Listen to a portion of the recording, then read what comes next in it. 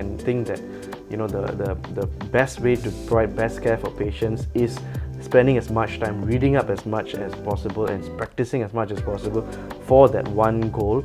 I choose to take a different approach in a way of thinking that I think by cutting down a little bit and adding a little bit more of other things, you can provide a perspective that's very different from a person who's single-minded on that goal. Being focused but still having the vision to see things around you, having the awareness around you is I think the balance is important. So there was this, I was climbing Mustaq Atta in Sing Chang.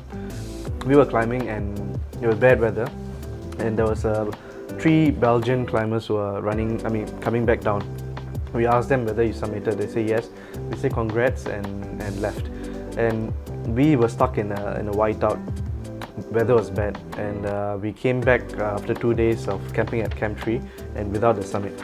When we reached base camp, we knew that we got to know that they submitted. The Belgian climbers submitted, but on the way down, the same whiteout had happened, and they were made to dig a hole in the snow and then just bivouac in randomly. So they got frostbite, and one of them was a physiotherapist, had lost 7 fingers.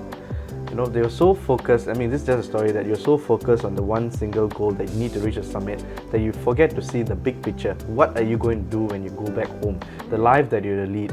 You have a family, you have a job, you have dependents, you have so many other things that add more, that are valuable as well, not just the goal. So some people fail to see that and they push beyond that.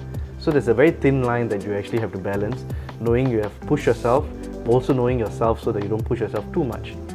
Okay, maybe notably, the most recent one, I was climbing K2 and I was slow. I was one of the slowest in the team, and below me when I was Jumaring up, Jumaring is using a fixed line to use his equipment to go up the slope, and no one was behind me. So as I was going up there, and there was this huge chunk of rock the size of maybe the basketball, the shooting ring, as the height of it is as tall as that, bigger than me, that broke off from the side of the mountain and just came to the path where I was at and started rolling down. And it went onto the ropes that I was using previously and started dragging the rope. So I was hooked onto the rope and I was being dragged down. And luckily, I think that the rock cut the rope and it dragged the rest. The rock went down and I was above the rock. So lucky I was stopped being dragged and I could stand up and start walking. And my Sherpa up there was saying, "You could have died. You could have died." So if I was 3 minutes slower than that, just 3 minutes or 5 minutes slower, I would be in the path of the rock and I wouldn't be here. So yeah, that's that. Yeah, I was afraid, man. I was petrified, but I realized that I knew what I was getting myself into when I was doing this. Like one of the things that I felt a lot reading your book was this like fear, because you just like kept getting into situations where there was like constant danger and like the unpredictability of like the nature around you is just very unsettling. And you mentioned a lot to do about like the kind of deaths and dangers that have been happening around you and seeing sort of the way that these deaths occur and like near-death experiences. How do these experiences kind of change the way that you approach death in a healthcare setting? When I was a house officer, I had seen a few deaths and I've seen a few dead bodies. Literally when I was climbing, I talk about 2 parts of this question. So when I was climbing, I knew a few people had died on the same season, and there's only one path up and down the summit. So when they die, their bodies are just lying at the side of the ropes and you have to actually go past them, literally step over them or go around them up the rope. So on the day when I was climbing to the summit, I saw one person lying down still for a while. I thought he was resting. After a few minutes later, he was still lying down there, and only then I realized that, oh no, this is one of the guys who died. And when I was going past him, there was his country's flag covering him. So I realized, oh no, this is really a dead body. And at that time, even though you had seen so many dead bodies before, your mortality just flashed past me actually, because this is something that you are trying to do what this guy was trying to do a week ago, and he died doing it. And that just brought about my mortality, that my humanness, and how I could easily die doing what I'm doing. So that fear that came about at that point of time is a lot different from seeing dead bodies in hospitals, because there's a bit of detachment in hospital. Okay, that is not my that's not my relative or not my friend or not my family, and okay, it's a dead body, it's part and parcel of my job, but this is something relatable. So I guess that is one aspect of things. Another thing is that when I saw so many deaths happening around me throughout all my climbs, and some of my good friends I've met a lot in the mountains have also passed away. At least I know 5 people I knew personally who have passed away on the mountains. And when I'm climbing, there's so many dangers and near-death experiences. I realized that not to take life so seriously. So when you're back at work now, everyone is like criticizing you about any small mistake that you do, any small thing that you did that they didn't like, and so much of tension, so much of stress that we set upon ourselves, I feel. But the situation can be the same for person A and person B. But person A could be so totally stressed about it, and person B could just care less about it. You know, it's your mindset towards the situation that changes the situation. So when I had experienced so much of near-death experiences, I realized life is very, very fragile, and it's not worth wasting energy over things that don't really matter. So if everything along the way you take it so seriously and you be so critical of yourself and everything, you can't love yourself, you can't be happy, you can't enjoy the moment, I think it's not worth it. So I'm doing MSK oncology now, and I guess patients, of course, probably wouldn't have gone through the climbing experiences as me, but when they talk about death and dying, and I talk to them about that, I think I have a newfound sense of empathy by going through what I've gone through, and I can share with them a little bit about not being so, being in control about everything. I think it's about control. People are afraid to let go because they want to be in control of their life. The uncertainty of death scares them, and they're not ready to let go. And I think that being in a situation where nothing is in your hands, thinking that everything in your hands, but actually in fact nothing is in your hands in the mountains, enables me to maybe talk to them in a way that they can maybe feel comfortable with, and they feel that I can empathize with them as well. And realizing that death and passing on is a part of life. It's not something extraordinary, but it is a part of life. And it's the moment they realize that and they fulfill everything that they want to do in life, that they can let go, that is when the fear also goes. And when you can keep them comfortable without pain, I think no one at the end stage of their life wants to hold on. No one is holding on. Everyone around them is holding on to them, still not wanting them to go. But I think most patients who have fulfilled most of the things in life are ready to let go. And you talk to them and you talk to their families, two different conversations I have, even though we're all together, because I feel that the family who is not in the situation are the climbers who haven't climbed mountains yet, and I feel that the patient who's in the journey, on the path of the journey towards the end of their life, is the person who has already climbed and realizes things are not in your hands. They're ready to let go. So I can maybe empathize from both sides of the story. That's what I think. Yeah. Right, that's a very kind of thoughtful answer, and I think like this kind of journey that you've taken has been such an insightful journey for yourself to kind of see the sort of things that not many people do and explore these perspectives that not many people have. But you've also done a lot for community health, and you've done a lot going to Nepal every year, and also during the 2015 earthquake in Nepal, you actually provided your services. Like you went over there and you were kind of integrated into their healthcare system as a volunteer. So I was wondering, like, how have these experiences in another healthcare system kind of influenced your current perspective and practice in Singapore? A lot of people complain about Singapore that we don't have this, don't have that, waiting times are long, expensive, and healthcare is expensive. But I think we are taking a lot of things for granted. Only when you go overseas you realize things are very different, and people appreciate things more in Singapore, what we have in Singapore. So I've been helping out in Nepal for a couple of years, and it has made me more appreciative of things we have here as well.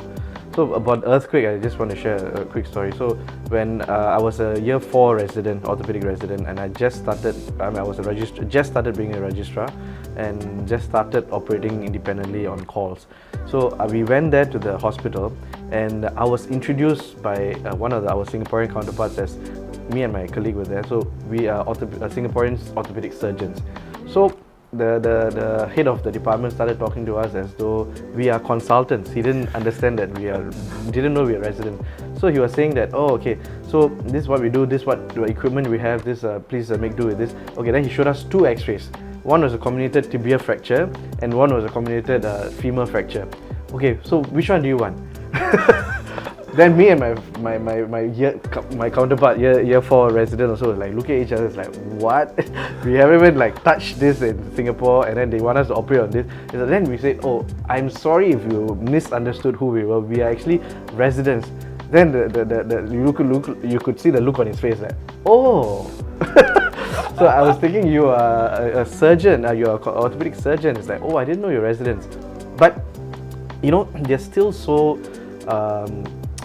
humble, and they are still so friendly. They took us right in and they said that you will be of so much help more than the consultant. So their experience was that a lot of consultant level surgeons come from overseas, and they are so fixed in their way of doing things back in their country that they expect certain things to be there. Like they need the certain level of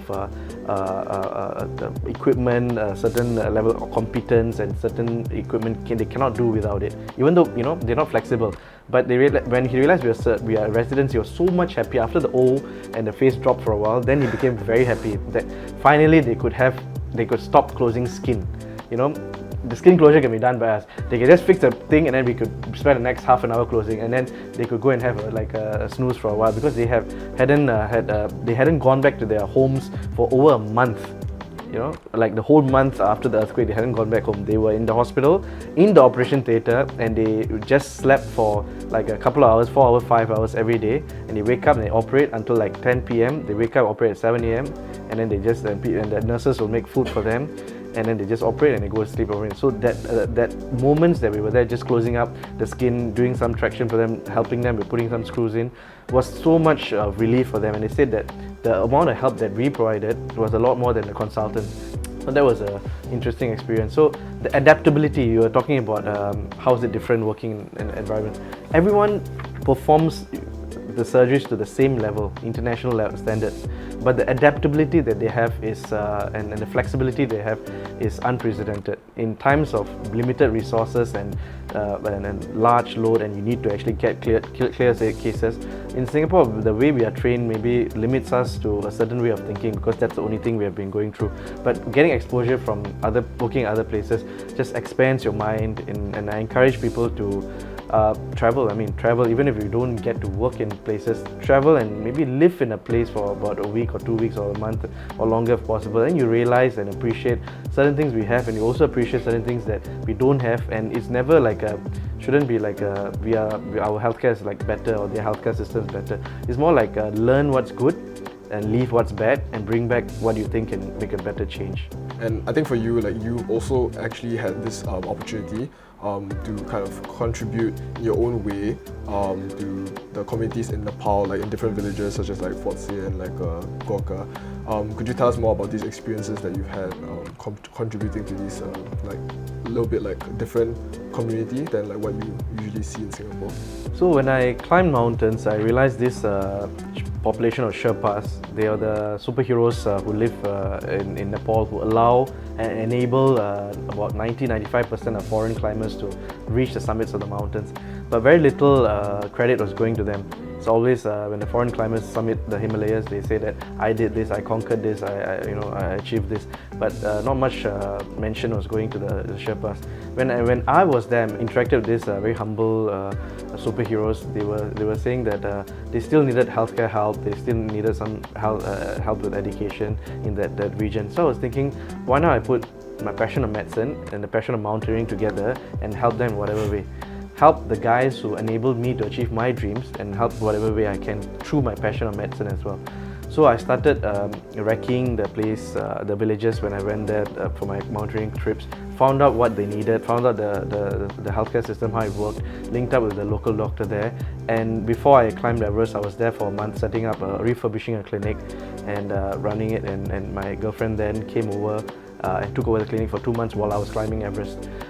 So that was the start of my first community service project, independent project there, and I learned so much from it. In fact, I'm just learning things all the time. It's not like I'm so experienced, I stopped learning. I think the whole process was on-the-job learning, I feel. My first time community work overseas was in 1999 as a secondary student, and my next time in Nepal doing community work was when I was climbing Everest. So I was thinking that after that stint, we went back the Fortse, that's the village of Fortse where many of the Sherpas that I worked with were from. After that, we went back to Gorkha to the school, and we helped out in the school over there. And I realized that we wanted to go back and make this a regular thing, because one-off help is not very sustainable at all. It's just may in fact do more harm than good. And I've learned all this along the way. But fortunately or unfortunately, we went back to Nepal only in 2015 when the earthquake happened, and through the NGO to help out in this. And that's when I realized that there's so much more that needs to be done in Nepal, not just because of the earthquake, but because the people, the healthcare system in the rural parts is almost non-existent. And the terrain in Nepal is something unique, because many countries you have at least a path or road network to bring sick patients to a hospital. But in Nepal, in a hilly setting like that, you have to go on foot. And many of these patients are too sick to travel on foot to the nearest clinic, let alone nearest hospital. So they have to be carried by other people, or carried by yaks or donkeys or something like that.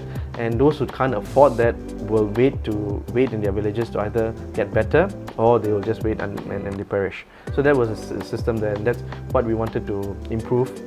And so happened that in 2015, when the earthquake happened, that was also the year when the LKC and NTU LKC School of Medicine was set up just a few years before. And one of the pioneer batch of students contacted me and asked me if I could lead a team of students to go there for their OSIP project, Overseas Community Involvement project. And I said yes, because I realized that one day I'll be too busy to go to Nepal myself to help out. So why not I inculcate in them the values and the experience that I had throughout my years, and maybe perhaps when I leave and I retire, or I'm too busy to go, they can continue the same ideas of helping out in Nepal. And that was when the project Aasha was started in 2015. So like how I was led by my teacher in 1999 to Nepal for the first time to do overseas community project, and I became a teacher and mentor to my students in 2015 and led them to Nepal to recce and do a project there. So far we have been going every year except for the last 2-3 years because of COVID, and we have done recce'd a small village in the low down in the foothills of the Himalayas, and we have alleviated the neonatal and maternal mortality rates there. It was a 3-year project, so 3 years we were going there and linking up with them even when we were over here, and the numbers have improved and we have exited from there. There's also a cataract camp. So as an orthopedic surgeon, people think I only should operate on patients, but it's what is required of community health and rural health is completely different. Obstetrics and maternal, and gynecology is a big portion of it. Another one is dental health, another one is eye health, for example, and those kind of things are rampant. Cataracts are rampant, dental caries, tooth decays are rampant, and neonatal and maternal mortalities are rampant. So I was going out of my expertise and finding other doctors who have expertise, incorporating them into the project and letting them lead that section of the project. But me being the overall leader, with teaching certain values to the students. That's my role, not really directly being involved in medical care. So another part of the project was doing cataract camps, liaising with the local eye hospitals and bringing up funds and doing cataract surgeries for local people. And now we've just started an orthopedic project in another part of this one, Nepal, to do deformity correction and discuss with them complicated cases. So that's carrying on. I'm actually very happy that it's climbing a mountain has led to something I feel which is more satisfying and more sustainable and has a bigger impact on more people. So actually, just to kind of like towards the end of our interview, just wanted to talk about your book. So Dr. Kumaran actually recently published last year in 2022 this book called No Mountain Too High, and I've quoted this book a few times throughout the interview, and I guess like for our viewers and also for myself, like we're just very curious, like what brought you to this place where you decided like a book is the sort of way that you want to convey your journey? So that reason for the publishing the book is also quite interesting. I wanted to document my journey to Everest, after Everest, because I know that no matter how fresh the memories are, it'll fade. And no matter how nice the photos are, you might not associate that emotion with that photo after a period of time. So I wanted to document what started out as a few pages of writing, never continued after I got into residency because it's just too busy. So it just left off at about 3 or 4 pages and it just stopped there. Then I climbed K2 in Makalu, and I really wanted to, at the back of my mind, I really wanted to write a book, but I gave it up because I was just too busy. And there was an opportunity that came by when, very interestingly, I was attached to NUH orthopedic pediatrics as part of my rotations, and at that time there was a JC student attached to my team to learn from us. It's just exposure, and she was going to overseas for her medical studies. I wished her good luck at the end of 5 days and she left. Then many months later, I received an email from this random person called Julene Shaw, who said that she's she googled 19 inspirational medical personnel to write 19 messages for her daughter's 19th birthday because her daughter was going overseas to study medicine. And me and my wife were one of the list of the 19 people. So and I was too busy to reply. So after like a month or so, I asked my wife to come up with a reply, and we compiled our messages and replied. And at that time, Julene was with her daughter saying bye to her in Ireland, and Julene said that, you know what, my daughter Leanne is now saying bye to her, and Leanne was the one I was attached to me at that time when I was doing my pediatric posting. And then conversation started, and she said that, have you ever thought of penning down your journey? Because I think it'll be very inspirational. And I'm a professional writer. And I was like, what ways fate has made it be, right? Yeah. So I was like, yes, I always wanted to, but I never had the time. She said, we can talk about it. So that was the start of when Leanne started medical school in 2017, if I'm not wrong, is when the talks of the book started with Julene. And then we started, so it was a lot of interviews with her. She wrote a few things in, and I edited, and I wrote a few things she edited. It went on, and somehow she was a full-time writer, so she had a job, and I was full-time doctor and a job. So it also stalled. It became to a point, we were joking initially that, we should get it published on the 10th year of Everest. But that was like 5 years away. Then we were thinking, no, it's too late, we should get it published before. But when years went on, until a point where it was the 10th year and we still hadn't finished the book. And then we were thinking, oh no, we had to rush the book. We have to rush the book out. It cannot be more than this. And the publisher was also getting very impatient because we used COVID as an excuse, like everyone in the world, as a delay to this publication. And the COVID was over and the book was still not published. And we rushed it, and finally it came out just a few days before my 10th year anniversary of submitting Everest. So I submitted Everest on 26th of May 2012. The book launch was on the 21st of May 2022. And at that time, Leanne Julene was, after attending the book launch, was going to take the flight to Ireland to see Leanne's graduation.